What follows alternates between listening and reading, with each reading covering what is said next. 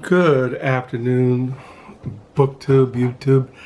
I decided to make another video since people commented that they did want to see the used books, the thrift store haul, the books. I got the Book Nook last week, so I'm going to do that so I can put all these books down the lower level, start a new week. We're going into the second half of the month of June. It is June the 16th. It is a Sunday afternoon here in West Michigan. It is 12:09. My wife is sleeping.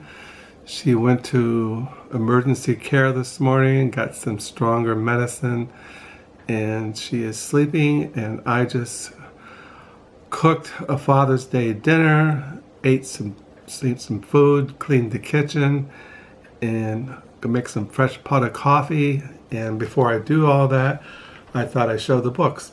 And I'm not going to really go into detail about the books, just show them. First, I'll show the books I got last Monday at the Book Nook. Somebody donated to the Book Nook. It must have been a professor who taught Joseph Conrad, because a lot of Joseph Conrad books have come in. And I picked this one up last week, The Shadow Line, Two Other Tales, Typhoon, and The Secret Sheriff by Joseph Conrad. And I picked up, excuse me, the letters from Joseph Conrad, edited by Edward Garnett. Now, Edward Garnett was a very famous British editor, and last year they came out with a biography on him. And this is, I bought the biography and I have not read it. It's called The Uncommon Reader, A Life of Edward Garnett, Mentor and Editor of Literary Genius by Helen Smith. During the course of the career spanning a half a century, Edward Garnett, editor, critic, and reader for hire, would become one of the most influential men in 20th century English literature. Known for his incisive criticism and unwavering conviction in the matters of taste, Garnett was responsible for identifying and nurturing the talents of a generation of the greatest writers in the English language, from Joseph Conrad, John Galsworthy, Henry Green, to Edward Thomas, T.E. Lawrence to D.H. Lawrence. And it goes on. So these are letters from Joseph Conrad, edited by Edward Garnett. And these are also addressed to Garnett, because Garnett was Joseph Conrad's editor. So I got those. And also, this is the first novel of Joseph Conrad, Almayer's Folly. This was the first. Apparently, Joseph Conrad, that's not his real name. He was born in Ukraine, but he, in his earlier life, he was a seafarer, a sailor, and I think he stopped doing that in his 30s, and he started writing, and this was his first novel, Almayer's Folly by Joseph Conrad. Then I picked up Nasrama by Joseph Conrad. I have this, but mine's a beat-up old paperback, and this is a modern library hardback, and it's in perfect condition, and it only cost me $2. So I picked up those, and I also picked up at the Book Nook. This is an Old Testament study on the Pentateuch by Terence E. Fredham. And I picked up this commentary on the Epistle to the Philippians, New International Commentary on the New Testament by Gordon E. Fee. I didn't have this one. I have a lot of books by Gordon E. Fee. He's a Pentecostal, very evangelical, a conservative New Testament scholar. But I didn't have this one on Philippians, and I got it for $2, and it goes for $42 if I bought it at retail. So I got those at the Book Nook. And then Monday, I also picked up at the Book Nook Boondock Saints, a DVD. I got this because one of the actors is William Dafoe, and I really like movies where William Dafoe is the actor. So I bought this for $1.50. And what else? Then Friday at the Book Nook, I picked up these books. This is by Moritz Thomsen, The Saddest Pleasure. It describes itself as a travel book, as a memoir. It's called The Saddest Pleasure, A Journey on Two Rivers. Travel book as memoir, memoir as novel, novel as polemic. But in the back, it was recommended by, the forward introduction is written by Paul Thorax, who I collect his writings, and he highly recommended it. And so I picked this up at the Book Nook. And then I picked up at the Book Nook Friday. This is a newer book. It's called The Gulf, The Making of an American Sea. It's on the Gulf of Mexico. It's like the history. So it's on the history of the Gulf of Mexico, and I like reading about American history. And I used to live near the Gulf of Mexico, and when we lived in Texas and Mississippi. And then I picked up this novel at the Book Nook, The Remarkable Courtship of General Tom Thumb by Nicholas Rinaldi, or Rene. I picked this up at a thrift store also last week, another novel of his, Between Two Rivers, a novel. So now I have two novels by him, and they both looked interesting, and it's only they're only $2. This was only, I think, 90 cents. This one cost me $2.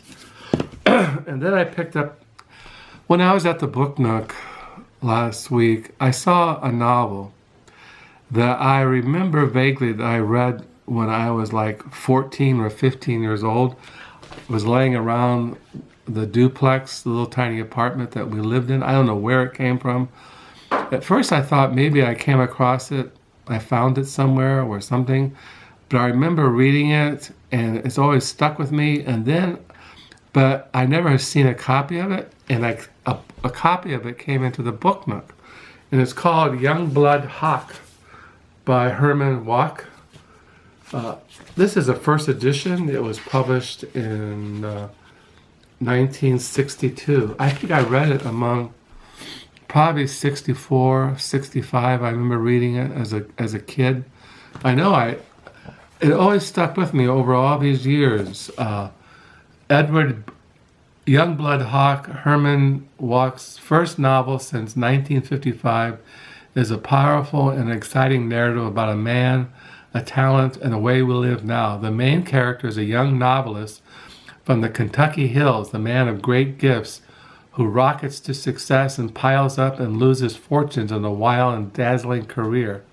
This large-scale narrative, stretching over 7 years, involving many counterplots, scores of characters, swirls through Kentucky, Hollywood, New York, Europe, and Washington. It provides a sweeping panorama of the United States today, and it builds at last to a thundering climax as two women struggle for the love and the life of Youngblood Hawke. One of them is a brilliant girl from California whom he meets at the outset of his career, who becomes his editor and confidant, while the other is a rich and alluring married woman of Manhattan, much older than Hawke, who snares him into a sensational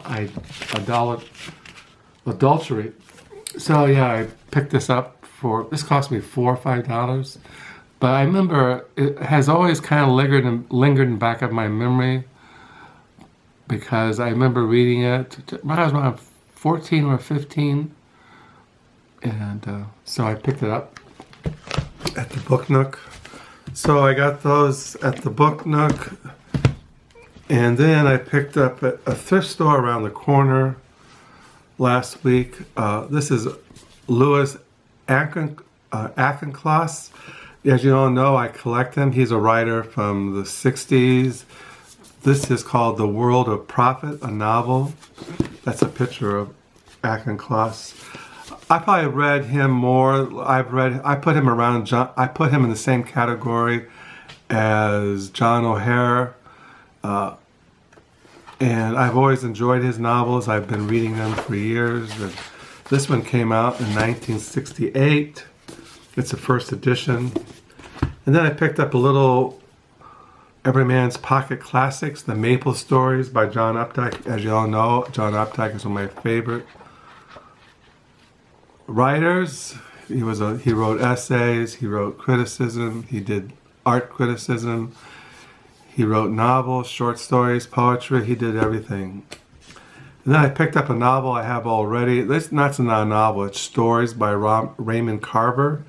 This goes into the roving library in my van. Then I picked this travel book up called Cork Boat by John Pollack. It's about this journalist who builds a boat out of cork, and he goes down a river, the Douro River in Portugal. It's like a travel memoir about this journalist, and he makes this cork boat, and he goes down this river in Portugal. And then I picked up the first Rumpole Ominibus by John Mortimer. I collect him. I didn't have this one, which I'm surprised because I have a lot of his writings. This is Rumpole of the Bailey, The Trials of Rumpole, and Rumpole's Return. Then I picked up this is a early crime fiction by John D. MacDonald. I collect him if I see him in paperback or hardback. This is The Nightmare in Pink, a Travis McGee novel. Like I said, I read crime novels every couple times a year, and this one looks really easy to read. It published in 1964. Then I picked this novel up that it looked kind of interesting. It takes place in the state of Washington in the Olympic Peninsula, and it's called West of Here by Jonathan Evison. It only cost me 90 cents. It won, had a lot of good reviews. It just looked interesting. I liked the cover. And I thought, you can't go wrong for 90 cents. And then I picked up this called Sarajevo, a biography by Robert J. Donald. The reason why I got this is because this is where the First World War was started in Sarajevo. So I got this. I like reading Eastern European history. I don't know. It looked kind of interesting. So I got that. So those are the thrift store books, the Book Nook books. That's what I got. I'll make a list of these and put it at the bottom of this video. Now I can put these down on the lower level. Oh, I also forgot. Oh, I forgot these too. I got these at Goodwill. This is a novel called The Children's Book by A.S. Bryant. As you know, I collect her writings. I didn't have this one. And then I picked up this novel. It's like a take on Robinson Crusoe. On Treasure Island. Silver, Return to Treasure Island by Andrew Motion. I think I showed this already. He wrote a biography on the poet. My mind just went blank. He wrote a biography on Philip Larkin. And then these are short stories by China Miéville, 3 Moments of an Explosion. These are stories. So those are the used books. This is a used book haul. I'm going to take these down the lower level. The lower level is where I put all these books, and now I don't have to look at them anymore. I've been looking at them for almost 2 weeks. So hope you're having a good weekend, and I don't really have much to say since I made a video this morning. Like I said, I'm getting over this cold. The weather here sucks lately. And yeah, it's Father's Day. Happy Father's Day to all the fathers out there. And yeah, until next time, bye.